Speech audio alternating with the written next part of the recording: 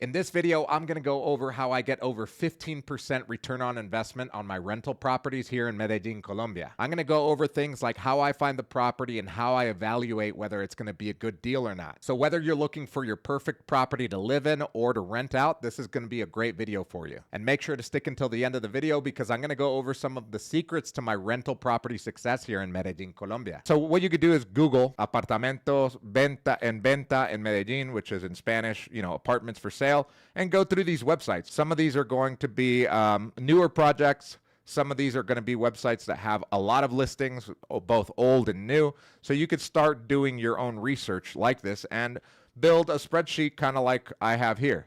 So I put the neighborhood here. I put the link to where I found the property. If there's a YouTube video on my channel, I put it there. How much the property costs in Colombian pesos, and then do the conversion. If the listing shows you how much the homeowners association is, or administración, what that price is in pesos and what it is in dollars. Are you able to do Airbnb monthly, daily, or none at all? What the square meters is and what that is in square feet, because most of my clients are American, so I always convert it to square feet because that's what we're familiar with. The cost per square meter in pesos and cost per square meter in dollars, which is basically the cost of the property divided by the square meters of the property, and it gives you the cost per square meter. And that's really important because once you learn these, you start to gauge how much each neighborhood costs per square meter. And it usually depends on a few factors. Number one is what neighborhood it's in. And when I say neighborhood, I mean like sub-neighborhood within El Poblado. When I'm looking for properties in El Poblado, I look for the sub-neighborhoods, and then I know like, oh, Los Gonzales, I know that the price per square meter is going to be higher. El Tesoro, I know the price per square meter is going to be higher. Also, the age of the building plays into the cost per square meter. Security, amenities, all that stuff counts as well. Does it have a view? I always put that because most of our clients want some sort of view, unless if they're just pure investors and they just want something near the touristy areas and views don't matter. It's just proximity to, Provenza, Parque Lleras, Parque El Poblado. How many bedrooms, bathrooms, what floor, whether it has security, whether it has a pool, whether it has a gym, whether it has parking spaces, whether it has storage, and the age of the building, what year it was built on, and any notes that I have, like, oh, it has a jacuzzi or a sauna or whatever, which a lot of buildings do have. So let's look at some deals and figure out if they would be a good deal for investment. Remember that a lot of clients are,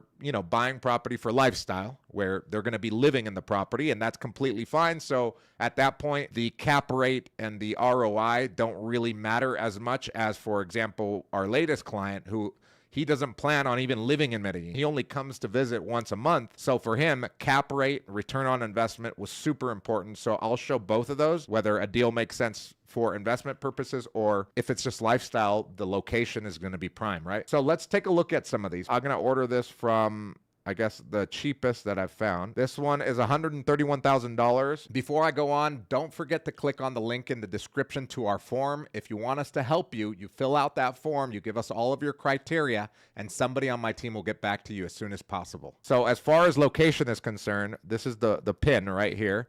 This is El Poblado. Calle 10, and all of the touristy stuff is over here. So you're pretty much walking distance from Provenza, Parque Lleras, Parque del Poblado, right here in Alejandria. The Golden Mile is right here. Santa Fe Mall is right here. So as far as location, this is a great location for both things. Real estate investment to put up on Airbnb to live in, because lifestyle, you're walking distance from everything. It's safe and it's quiet. So what does this look like? This is the property right here. I can already tell that this building is over 30 years old. This is the kitchen. This is a complete remodel, in my opinion. You could probably live in this if, again, it's lifestyle and you just want to live there. If I were to put it up on Airbnb, I would remodel the kitchen and the bathrooms. Bathroom needs to be remodeled completely. I would gut this and redo it. I'm going to tell you how much it costs to remodel something like this. This is one of mine right here. This apartment right here used to look like this apartment. This apartment right here is a very good example of a deal that you could get for $130,000. That's the listing price. I would obviously offer like 120 or 115, but this is what it used to look like. This apartment, I gutted it completely and made it into this. Price per square meter on the rehab is about $400. So this was about 98 square meters. So this is how I calculate for a client or for myself. In order to rehab this property right here, 93 square meters, and I want it to look similar to this.